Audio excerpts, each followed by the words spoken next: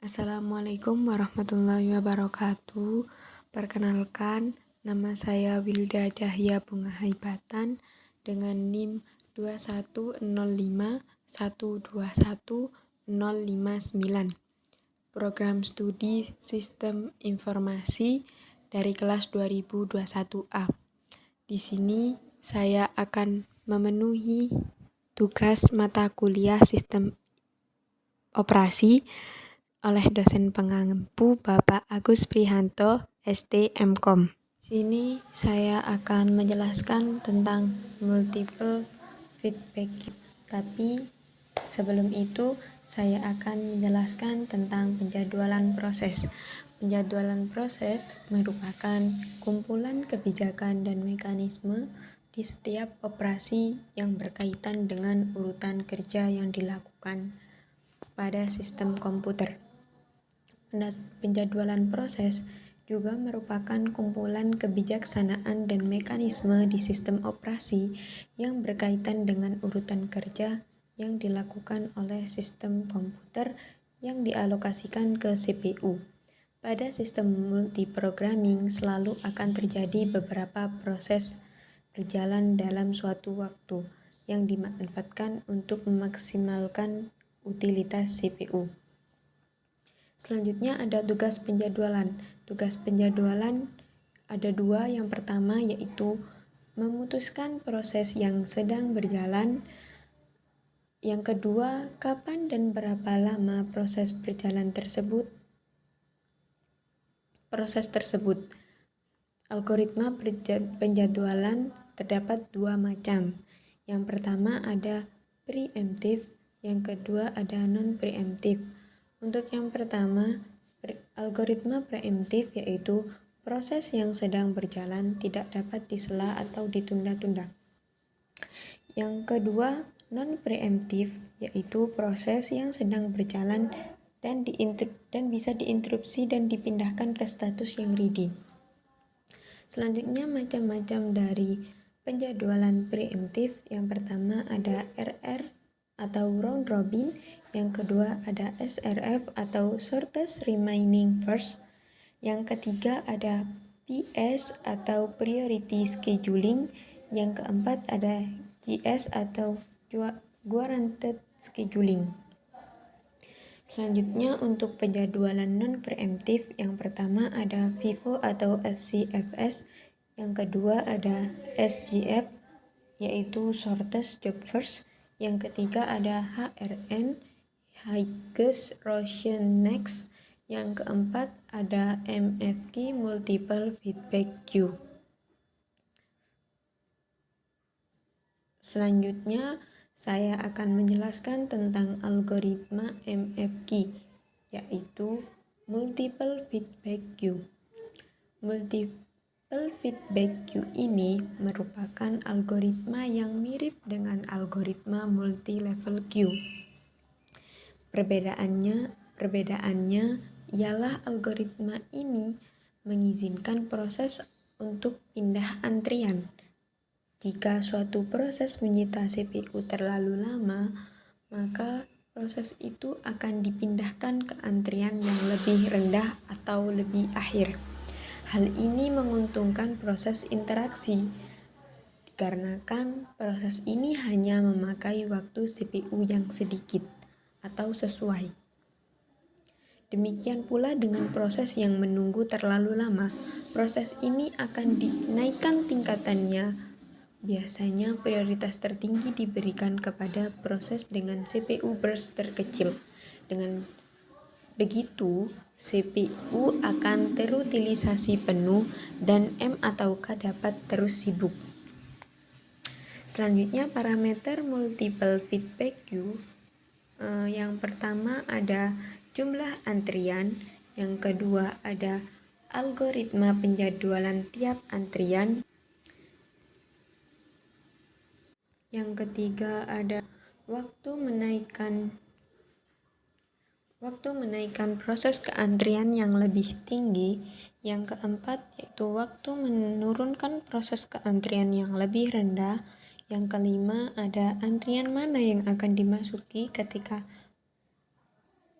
dimasuki proses yang membutuhkan. Jadi ketika ada proses yang membutuhkan untuk memasuki proses tersebut, untuk proses yang sudah melebihi waktu bisa diturunkan. Sasaran penjadwalan multiple feedback queue ini mencegah banyaknya aktivitas sweeping atau menyela-nyela. Cara yang bisa digunakan untuk mencegah aktivitas sweeping yang pertama yaitu proses-proses yang sangat banyak menggunakan pemroses atau yang menyelesaikan tugasnya memakan waktu yang lama dari jatah waktu atau jumlah kuartal yang telah ditentukan dalam satu waktu. Penjadwalan ini menghendaki kelas prioritas bagi proses-proses yang ada kelas tertinggi berjalan sehingga selama satu kuanta kelas, kemudian berikutnya berjalan selama 2 kuanta kelas, yang ketiga berjalan selama 3 kuanta kelas, berikutnya lagi berjalan selama 8 kuanta kelas dan berjalan berurutan seterusnya. Kemudian penjadwalan ini memiliki beberapa ketentuan. Beberapa ketentuan tersebut sebagai berikut. Yang pertama yaitu menjalankan proses-proses yang berada pada kelas prioritas tertinggi. Yang kedua, proses yang telah menggunakan seluruh kuanta yang telah dialokasikan pada proses tersebut akan diturunkan kelas prioritasnya. Jadi ketika sudah ditentukan kuantanya tetapi belum selesai proses tersebut, maka proses tersebut akan diturunkan ke kelas prioritas bawahnya. Yang ketiga, proses yang masuk untuk pertama kali ke sistem langsung diberi kelas. Kemudian contoh penerapan algoritma MFG. Contohnya seperti Q1 sama dengan 10 ms, Q2 40 ms, Q3 sama dengan FGFS, yaitu proses yang masuk ke antrian Q1 jika dalam 10 ms tidak selesai, maka proses tersebut akan dipindah ke Q2. Jika dalam proses 40 ms tidak selesai, maka dipindahkan lagi ke Q3.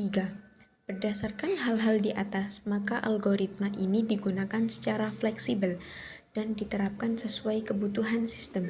Pada zaman sekarang, algoritma ini adalah salah satu algoritma yang sering digunakan. Jadi, algoritma ini melakukan antrian secara berurutan sesuai dengan waktu yang telah dialokasikan sesuai dengan kuanta masing-masing proses. Jika dalam proses tersebut belum selesai pada waktu kuanta yang telah ditentukan, maka prioritas kelas tersebut akan diturunkan ke kelas yang bawah. Kemudian ada contoh di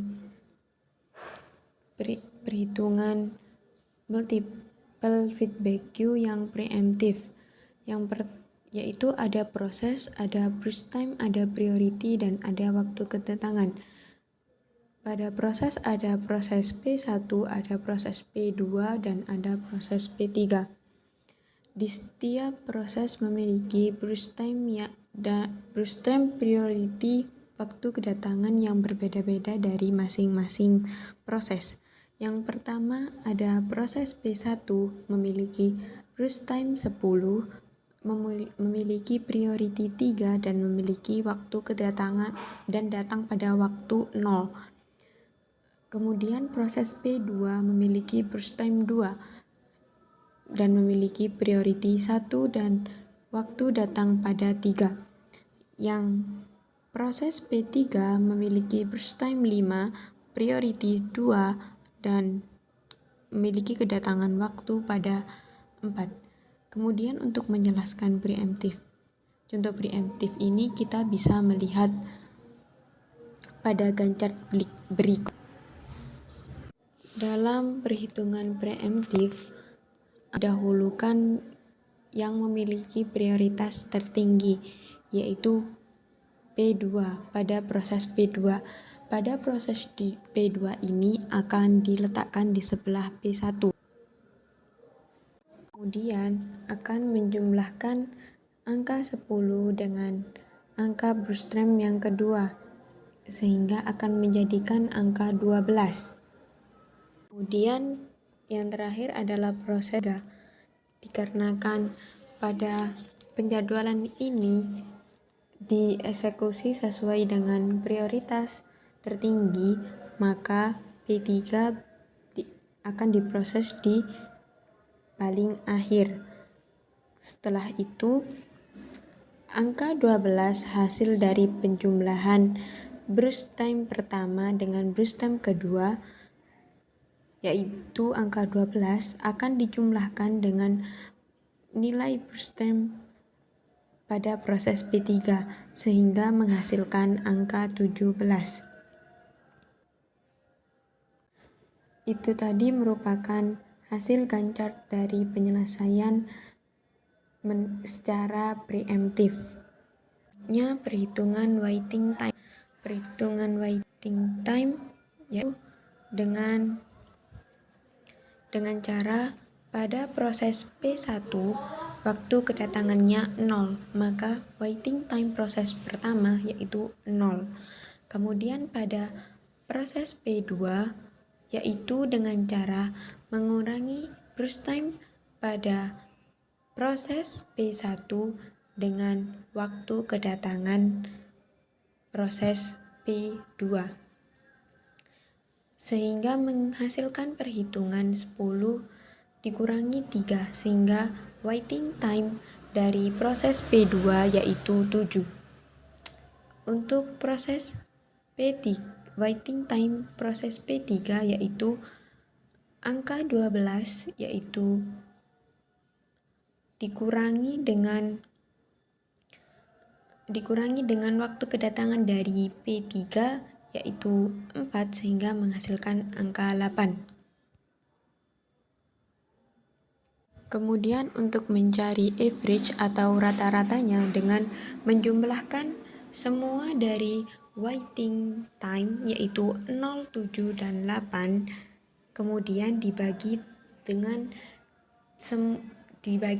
jumlah dari proses tersebut sehingga menghasilkan perhitungan 0 ditambah 7 ditambah 8 yaitu sama dengan 15 dibagi dengan 3 yaitu 3 proses menghasilkan angka 5. Jadi average atau rata-ratanya yaitu 5. Untuk perhitungan selanjutnya, untuk mencari turnaround time atau TAF, yaitu menggunakan metode non-preemptif atau menggunakan perhitungan SCSF. Untuk perhitungan turnaround time atau TAF pada proses pertama dengan cara menjumlahkan waktu kedatangan dengan waktu yang dimiliki oleh P1 yaitu 10. Kemudian untuk proses P2 yaitu angka P2 yaitu 12 dikurangi dengan waktu kedatangan dari proses P2 yaitu 3 sehingga menghasilkan 9. Untuk turnaround time atau TAF proses P3 yaitu 17 dikurangi dengan 4. 4 merupakan waktu kedatangan dari proses P3 sehingga menghasilkan angka 13. Untuk menghitung average TAF sama dengan perhitungan average preemptif sebelumnya, yaitu dengan cara menjumlahkan semua turnaround time atau TAF hasil penjumlahan kita tadi, yaitu 10 ditambah 9 ditambah 13. Kemudian dibagi 3 sehingga menghasilkan nilai 10,7. Untuk contoh atau penerapan dalam kehidupan sehari-hari, di sini saya menggunakan pada penjadwalan pada barbershop atau tempat potong rambut. Di sini setiap suatu kegiatan yang ada pada barbershop tersebut memiliki waktu masing-masing. Yang pertama ada potong rambut memiliki waktu selama 15 menit. Yang kedua ada shaving selama 7 menit. Yang ketiga ada coloring selama 15 menit. Yang keempat ada hair mask selama 5 menit. Yang kelima ada massage atau pijat selama 10 menit. Kemudian dari setiap pelanggan yang datang bisa memilih treatment apa yang akan dia lakukan pada barbershop tersebut. Untuk contohnya, ada orang pertama memilih treatment potong rambut dan coloring hair. Jadi total pada orang pertama tersebut selama 30 menit, yaitu potong rambut selama 15 menit dan coloring hair selama 15 menit. Sedangkan setiap pelanggan memiliki maksimal waktu atau kuartal waktu selama 15 menit. Untuk orang kedua memilih treatment potong rambut selama 15 menit dan untuk orang ketiga memilih treatment massage dan potong rambut. Sehingga untuk massage memiliki waktu 15 menit dan untuk potong rambut untuk massage 10 menit, untuk potong rambut selama 15 menit, sehingga menghasilkan waktu selama 25 menit untuk kuanta orang ketiga. Untuk penjadwalannya, ketika orang pertama sudah menghabiskan waktu selama 15 menit, tetapi treatment yang ia pilih belum selesai, maka orang pertama tersebut bisa mundur ke urutan yang paling akhir, sehingga dilanjutkan dengan urutan orang kedua. Setelah orang kedua selesai melakukan treatment yang dipilih, bisa dilanjutkan dengan treatment yang ketiga. Untuk orang yang ketiga, memiliki waktu treatment selama 25 menit, sehingga melebihi kuanta yang telah ditentukan, yaitu 15 menit. Tetapi, treatment dari orang ketiga tidak bisa dilanjutkan karena sudah melebihi kuanta yang telah ditentukan. Untuk proses selanjutnya dilanjutkan oleh orang yang pertama, yaitu sisa treatment yang belum dilakukan, yaitu coloring hair selama 15 menit. Setelah orang pertama selesai melakukan treatment coloring hair, bisa dilanjutkan orang ketiga, yaitu treatment massage. Mungkin contoh tersebut bisa menggambarkan penjadwalan multiple feedback cue pada kehidupan sehari-hari. Cukup sekian penjelasan multiple feedback cue dari saya. Bila ada salah kata, mohon maaf. Terima kasih. Wassalamualaikum warahmatullahi wabarakatuh.